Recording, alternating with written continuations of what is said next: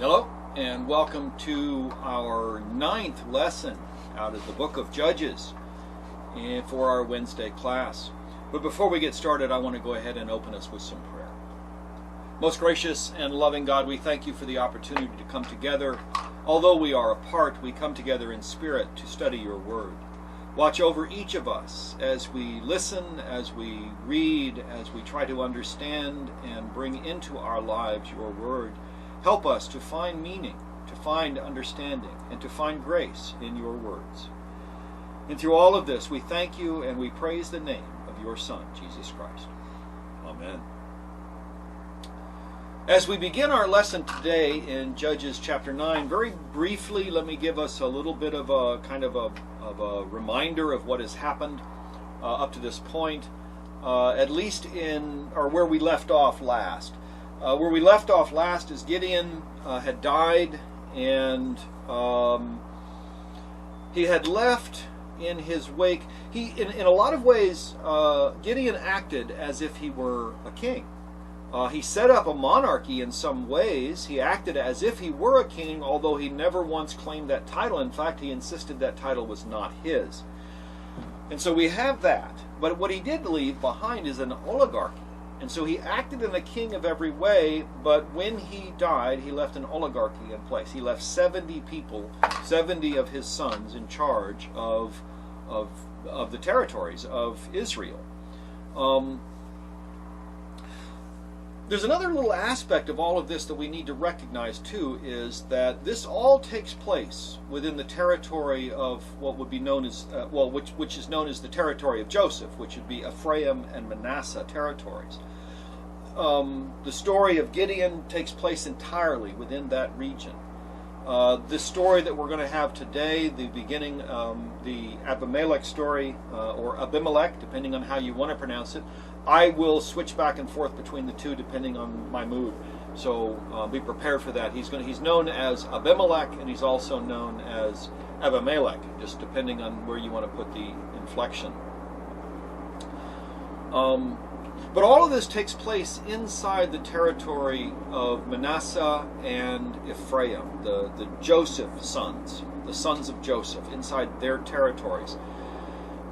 What is playing out here in a lot of ways is who is the senior, who is the leader tribe. Of all of the 12 tribes, which one is the leader tribe?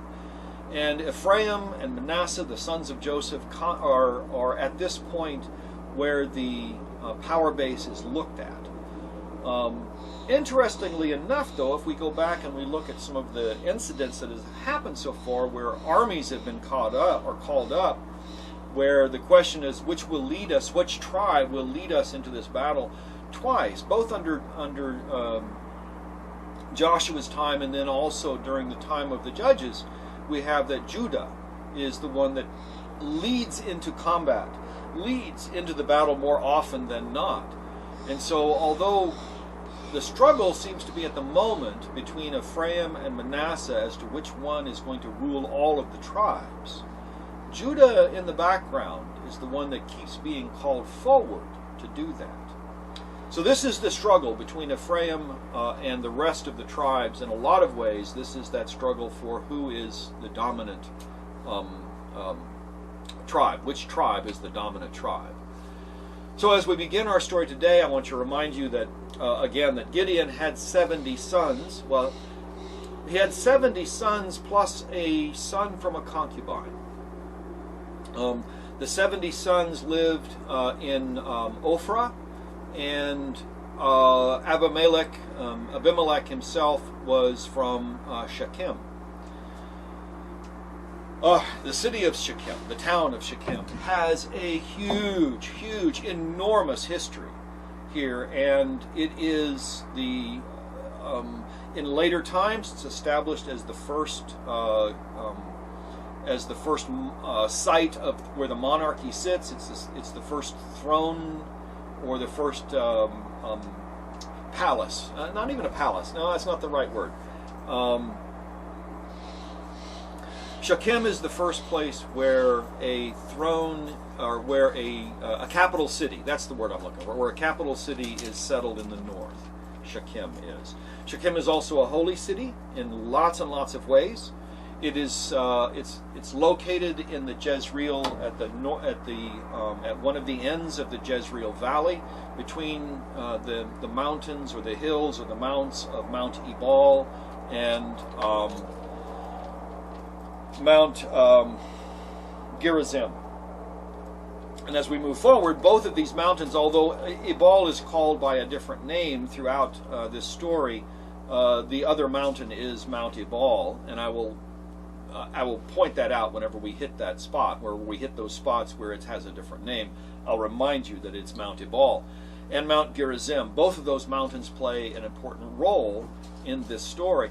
Now, what's truly interesting is that as we move forward through the story, you'll also see that Mount Gerizim and Mount Ebal, they play an important role in this story, but they also played a very important role in the life of Joshua and the life of the people, which is also why Shechem is so important to their history and to their cultic belief. It is kind of the center of their cultic belief for a long time, of their faith.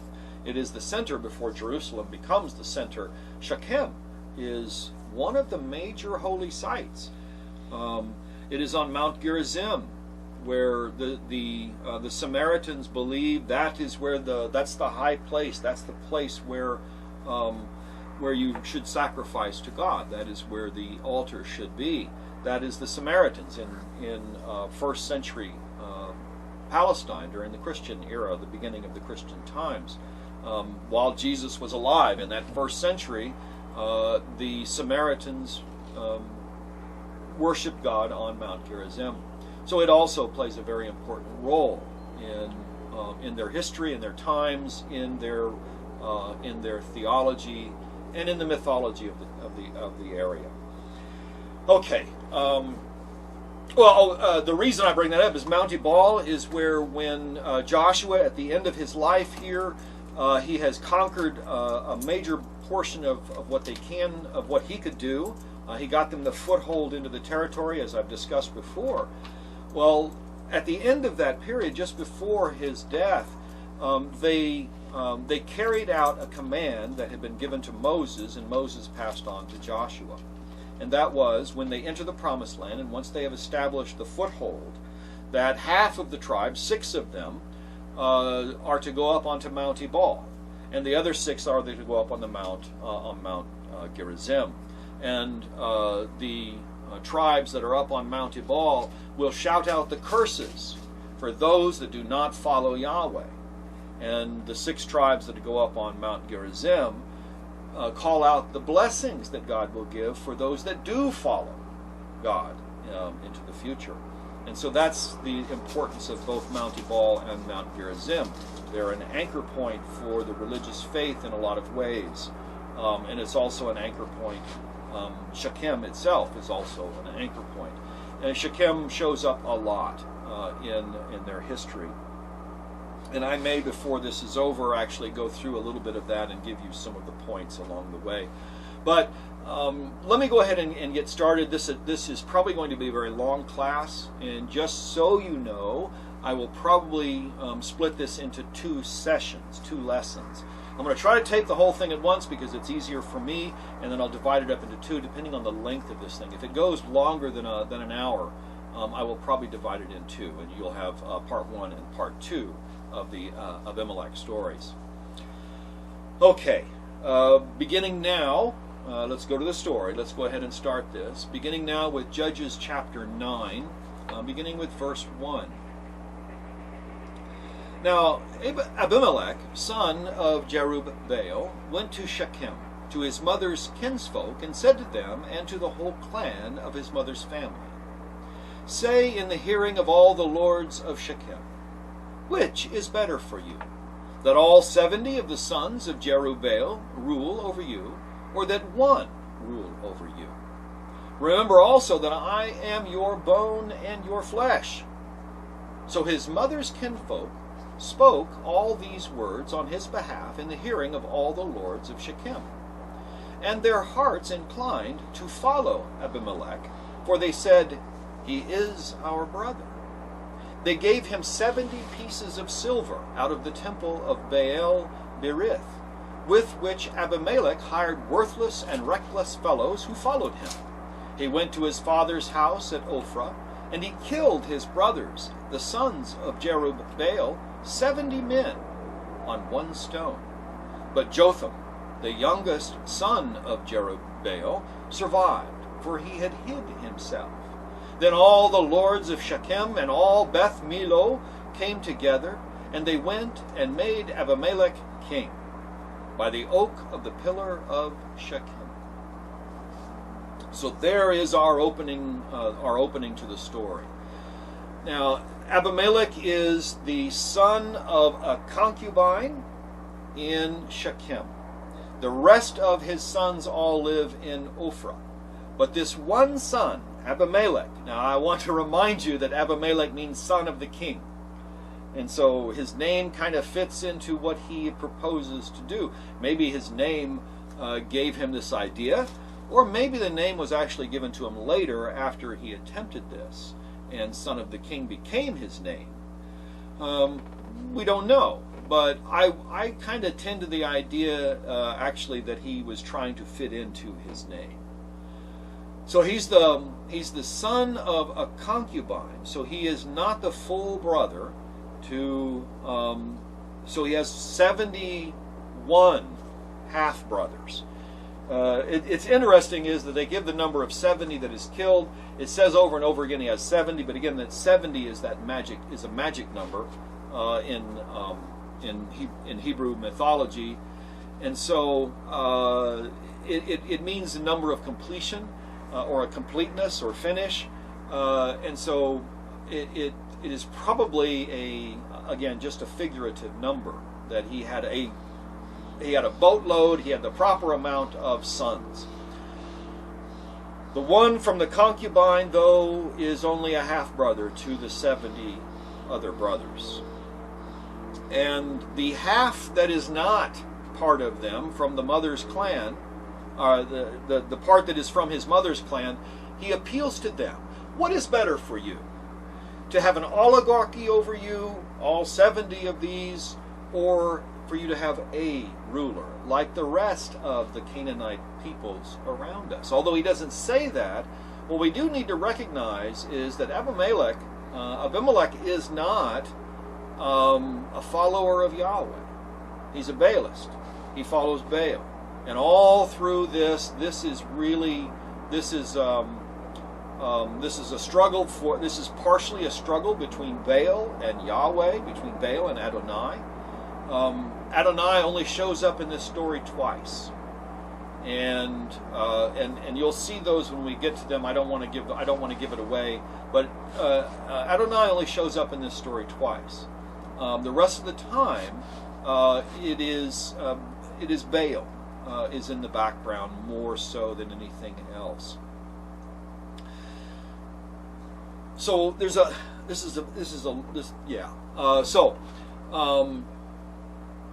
he goes to his mother's kinfolk in Shechem, and he convinces them that it would be better for them to have him as their ruler, because he is actually from their own blood, their own family, their own heritage. Not from Ophrah, not from the other area, but your heritage. I am part of you through my mother. And so they say, okay, yes. So his mother, they speak the word on his behalf to all the elders of Shechem, and they wanted to follow Abimelech because he is related to them. Well, here's where it also gets more interesting, and in some ways this is a parallel in opposition to the Gideon story. In the Gideon story, Gideon did not want to be king, and they wanted him to be king. In Abimelech, it's the opposite. Abimelech wants to be king, and they make him king. In the Gideon, they offer him the kingship, and he turns it down. In Abimelech, he demands the kingship, and he gets it. So there's the opposites.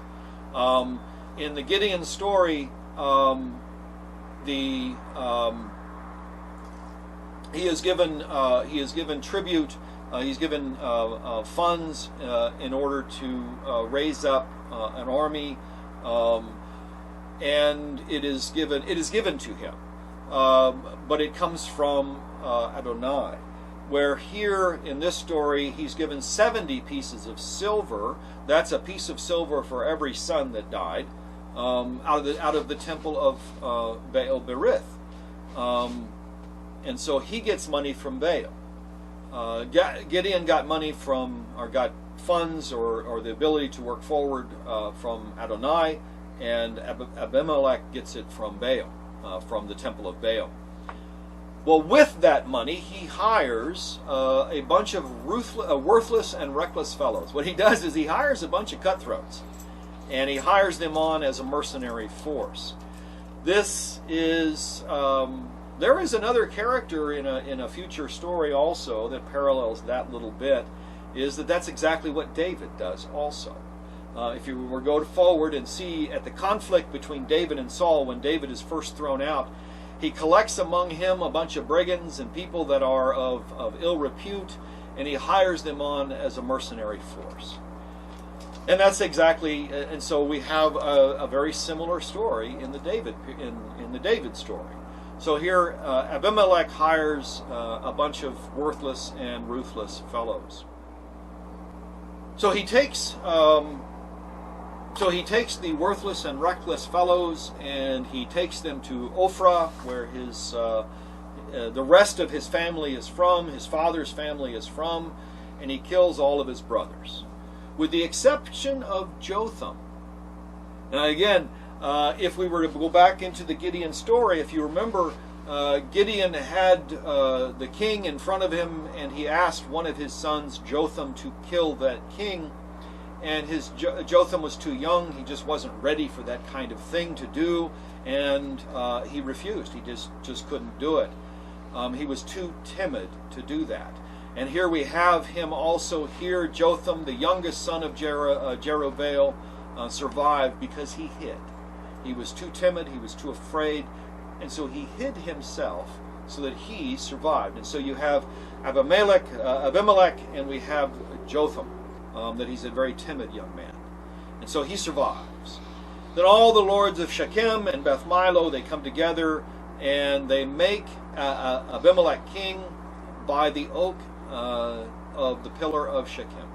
That's, again, there's a lot of things that take place underneath the oak trees. Remember, if we go back, Deborah was passing judgment out from underneath the tree. Abraham sits under a tamarisk tree whenever he is sitting as the head of his tribe, the head of his people, the head of his family group. He sits under the tamarisk tree. Saul also in later stories also is one who sits under a tree and makes judgment, or sits under a tree with his spear in his hand and makes judgment. And so sitting under a tree, there are these holy spaces under trees in some of these stories, and the oak of the pillar at Shechem is one of those spaces. It's one of those holy spots in the world where this oak tree is. Picking up now with verse 7.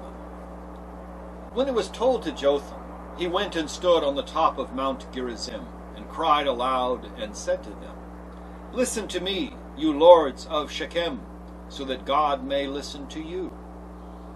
The trees once went out to anoint a king over themselves. So they said to the olive tree, 'Reign over us.' The olive tree answered them, 'Shall I stop producing my rich oil, by which gods and mortals are honored, and go to sway over the trees?' Then the trees said to the fig tree, 'You come and reign over us.' But the fig tree answered them, 'Shall I stop producing my sweetness and my delicious fruit, and go to sway over the trees?' Then the trees said to the vine, 'You come and reign over us.' But the vine said to them, 'Shall I stop producing my wine that cheers gods and mortals, and go to sway over the trees?' So all the trees said to the bramble, 'You come and reign over us.'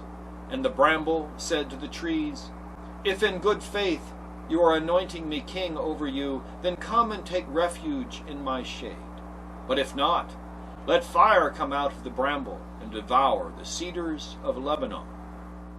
So when Jotham, the surviving son, finds out that Abimelech has been made the king, he goes and he stands on the top of Mount Gerizim.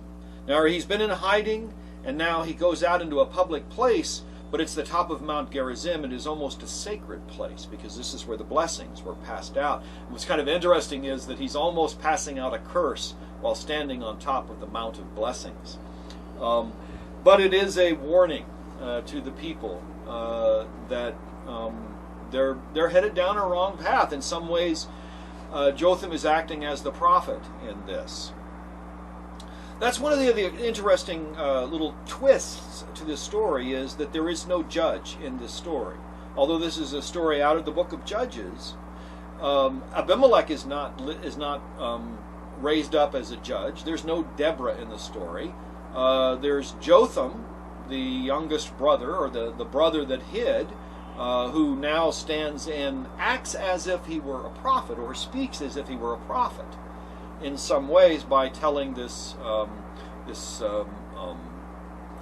fairy tale. It's a kind of a folklore story, folk story, but it's kind of turned into a parable. It's a folk story turned into a parable. So he goes up onto the top of Mount Gerizim and he shouts out to the leaders of Shechem, here's what God says to you. This is the first, and there's only one other place, and we'll hit the other spot. This is the first and only place where the first place where God is mentioned in this story, in this whole range of stories. This is one of the two places where God is mentioned in this story. And this is what God is telling them. And so they tell him. So he tells them this kind of a fable story. The trees went out to anoint a king over them. So they were looking for a new king. And they said to the olive tree. Now, an olive tree is a pretty tall tree. It's not. It is of the three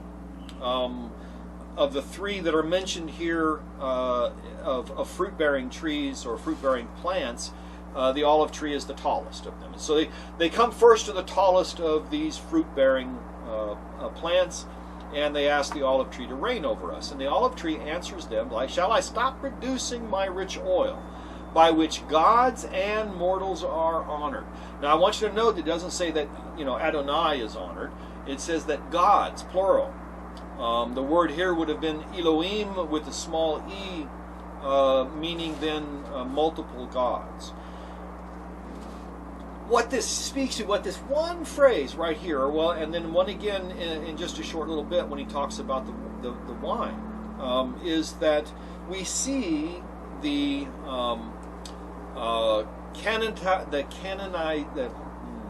canonization isn't the word, but the Canaanitization, the turning them into Canaanites, is almost complete, because God is that this oil is produced not to please God, Adonai, but to please the gods, the Canaanite gods, the pantheon of their gods. They had several gods, of which Baal and Ashtoreth are just two.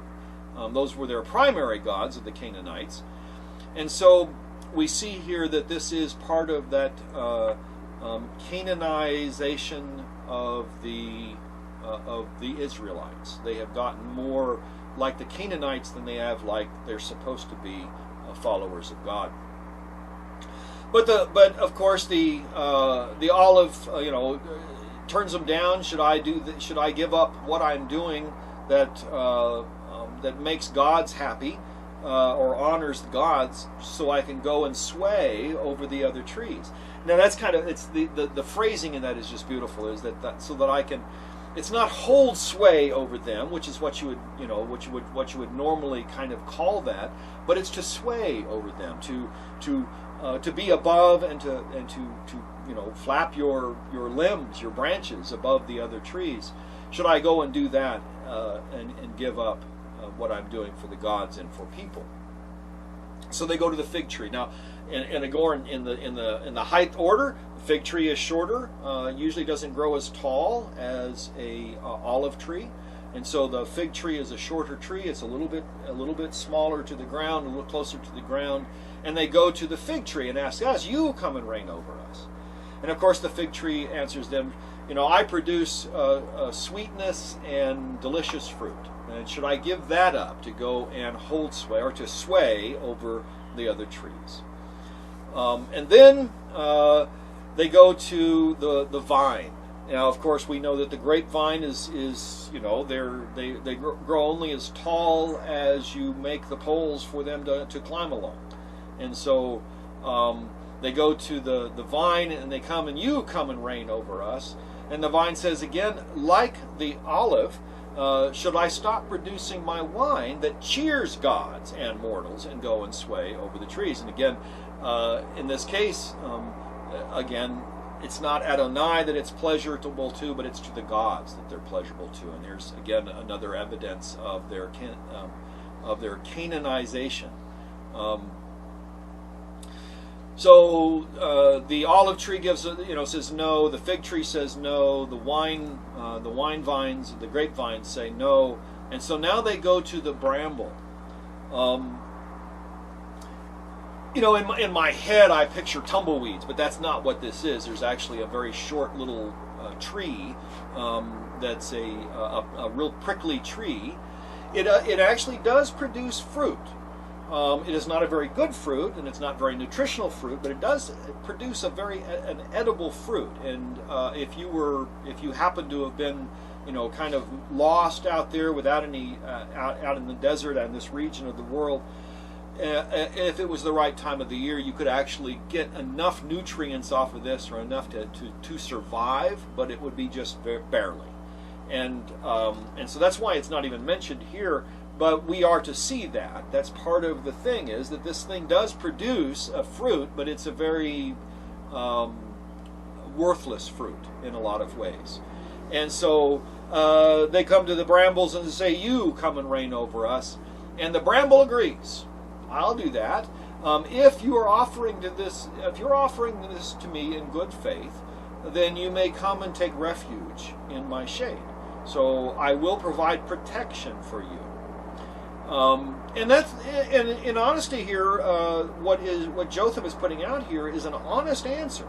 Is that, in at least the way it's presented to us, is that Abimelech will offer them protection, a refuge. But then he says something. But then the ridiculousness of this whole situation comes out when Jotham goes on and says, "But if not, let fire come out of the bramble and devour the cedars of Lebanon." The bramble tree, this little bush that they're talking about, or even tumbleweeds, cannot burn hot enough to damage a cedar tree. And so that's kind of a ridiculous statement. And it's supposed to be a ridiculous statement. That is the insincere part about this. But it also brings out the word fire. And fire plays a major role. Again, Jotham here is being prophetic. And what he's bringing out is the fire is prophetic in a lot of ways as to what's going to happen as this story progresses. And so we'll see that in the next little section. Picking up now with verse 16. "Now, therefore, if you acted in good faith and honor when you made Abimelech king, and if you have dealt well with Jerubbaal and his house, and have done to him as his actions deserved, for my father fought for you, and risked his life, and rescued you from the hand of Midian. But you have risen up against my father's house this day, and have killed his sons, 70 men on one stone, and have made Abimelech, the son of his slave woman, king over the lords of Shechem, because he is your kinsman. If, I say, you have acted in good faith and honor with Jerubbaal and with his house this day, then rejoice in Abimelech, and let him also rejoice in you. But if not, let fire come out from Abimelech, and devour the lords of Shechem and Beth Milo, and let fire come out from the lords of Shechem and from Beth Milo, and devour Abimelech. Then Jotham ran away and fled, going to Beer, where he remained for fear of his brother Abimelech. So, okay, first off, Beth Milo is the, and I should have mentioned it in our last little segment there, is that Beth Milo is the fortress part of Shechem. It is the tower, it is the fortress, it is the place where the refuge, if the city is under siege or gets attacked, if the walls break, this is the place where not the common folk, but the lords, the leadership, would go and hide. That would be their last refuge of hiding. So, Jotham up here on top of Mount Gerizim actually hands out both the possibility of blessings and curses, just like the region demands from before. And just, again, just so you know, Shechem is located about halfway between Jerusalem and the Jezreel Valley. And it is located at the southern end of the Jezreel Valley, near Mount Gerizim. And the northern end of the Jezreel Valley is where Mount Ebal is. And so you have Mount Ebal in the north end and Mount Gerizim in the southern end. And Shechem is centrally located at the southern end of this valley in a very protected place. It is a very important town. So Jotham here, he starts interpreting this fable into what into the prophetic message here of or the blessing and the curse. What he says to them is, if you've acted in good faith and honor when you made Abimelech king, and if you've dealt well with Jerubbaal and his house and have done to him as his actions deserve. Jerubbaal, Gideon, and I want you to note all through this story he's known as Jerubbaal, which is let Baal contend. So the ghost of Gideon, the ghost of Gideon throughout this story is Jerubbaal. That's his presence in the story. So he tells the elders, if you've acted in good faith and you acted honorably with the descendants of Jerubbaal, who is a hero to you, is someone who's who gave his life for you. He risked his life. He rescued you from Midian. He brought you out of that yoke of burden that they had placed upon you, and then you rose up against him and killed off all of his children, killed off all 70 of his sons, with the exception of Abimelech, which you made your king. And she's the son of a concubine. Here she's noted as a slave woman. And you've made him king over all of you because he's your kinsman.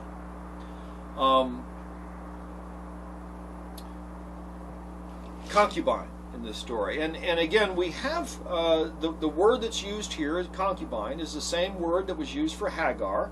And I will remind you that in the Hagar story, just a couple of weeks ago on the Sunday class, or the Sunday service, in my message, the Old Testament reading, or Hebrew text reading, was the story of Hagar being cast out, by Sarah.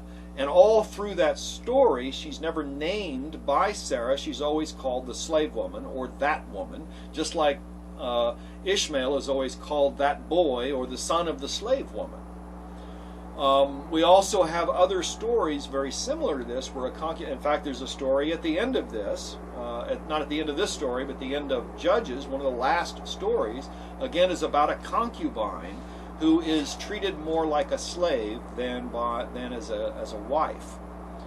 And so a concubine has, it's a big context, because there's also concubines that were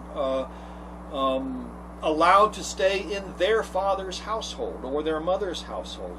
Maybe they were needed back at home. And so although they are concubined to this great lord over here, they're allowed to stay with their father's house and their mother's house because that's where she's needed. She's needed there. Maybe she's the only daughter. There's no sons or something like that. And so she's needed at home. And so that is a different form of concubine. And it sounds in a lot of ways that that's what this woman, Abimelech's mother, is that she was kind of one that she was concubine to Gideon, but she lived with her fathers in her father's household, along with her brothers and so forth in Shechem. It's a very strange situation, but that's kind of how we need to understand this: is that the concubine has, the concubine is in one of those middle statuses. Can be treated very, very lowly, or it could also be treated with a lot of respect. Just depends on the Lord, I guess. So, if you've killed his sons, all 7 of them, you've done all that on one stone. And again, stones play an important role. So we have fire and we have stone. Both of these, the stone and the fire, both play an important role in this story as we move forward. So be listening for moments where a stone is mentioned and moments where fire is brought out in the story. So again, you killed all of his sons on one stone. You've made Abimelech, the son of the slave woman, the king over you. And here's what I've got to say to you. If I say you have acted in good faith and honor with Jerubbaal and with his house this day, then rejoice in Abimelech and let him also rejoice in you. So if you've done right by Jerubbaal, then rejoice in what you've done. You've done the right thing. You've done a good thing. But if you have not treated the sons of Jerubbaal, if you have not honored Jerubbaal and his memory and his legacy, then let fire come out of Abimelech and devour the lords of Shechem. So here's we fire again. So we have stone and fire. And so here's where fire is mentioned again. So let fire come out of Abimelech, and devour the lords of Shechem. And then let fire come out from the lords of Shechem and from Beth Milo, that's the fortress itself in the middle of the town, and devour Abimelech. So he has this prophecy right here and it's a very subtly, but what he said, but it's the words, the stone and the fire. These are important aspects as the story goes forward, that these things were mentioned by Jotham. Now, after he finishes giving off this message, he runs away and he goes to Beer. They have no idea where Beer is. It is an unknown location, even on any map. And all of the scholars and everybody says it's an unknown location. Even the Hebrew Bible, the Jewish Bible, tells us it's an unknown location.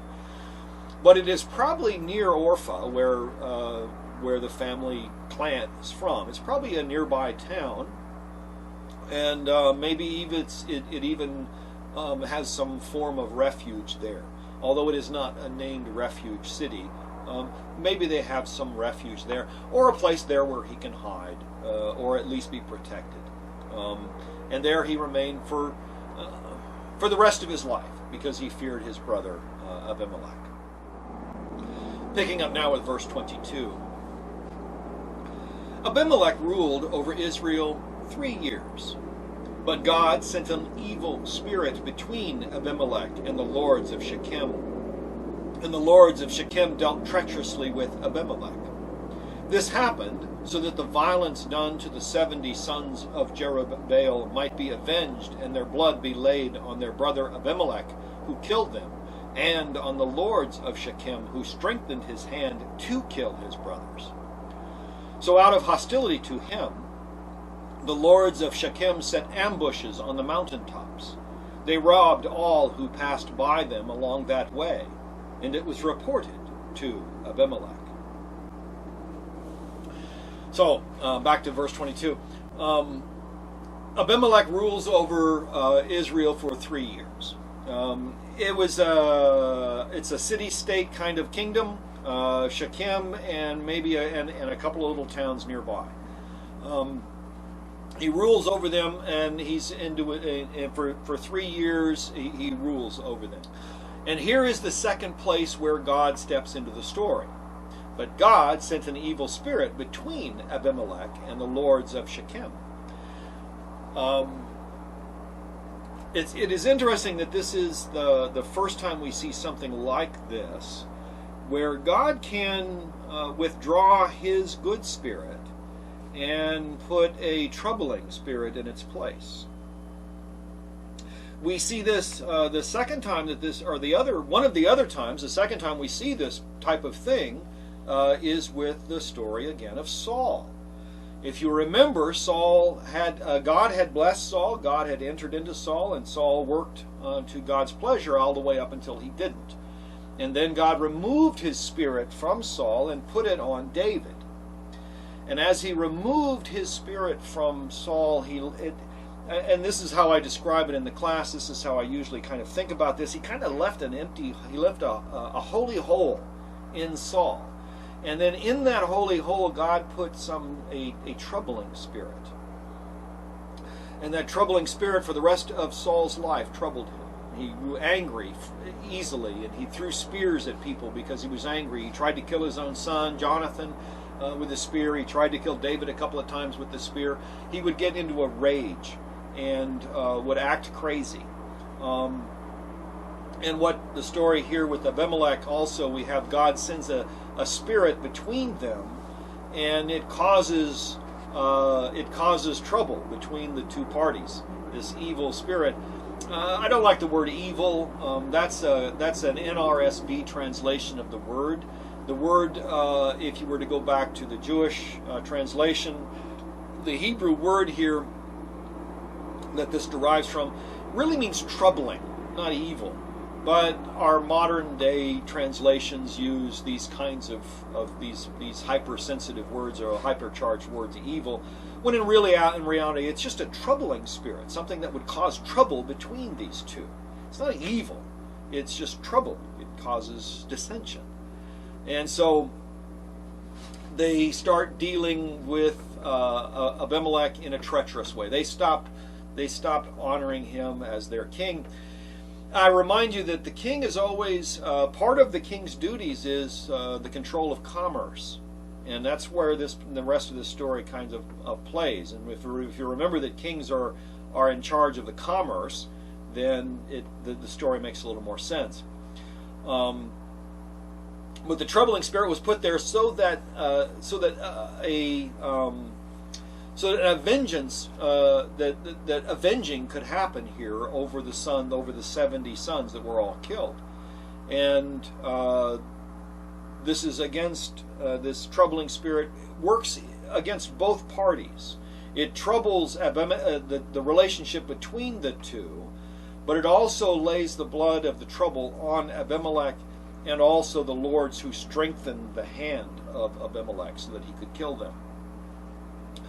So out of the lords of Shechem, out of the elders of Shechem, the plan is we're going to set up ambushes on top, above the roads, above the commerce, the trade routes. And of course not the ones going into Shechem, but those that are around there. We don't want to destroy our own commerce, but to the other towns around here, that kind of thing, which again Abimelech would have been in charge of or in control of or would have concern for. They start raiding caravans and people that were passing along. They would go down and rob anybody that was traveling along one of these roads, which would again also disrupt Abimelech's treasury, because the king would derive income from those that are from the trade, because of tax and road tax and things like this. And if they're being robbed, they're not going to, well, he loses out. And so that's what this is all about. This is a way of hurting Abimelech.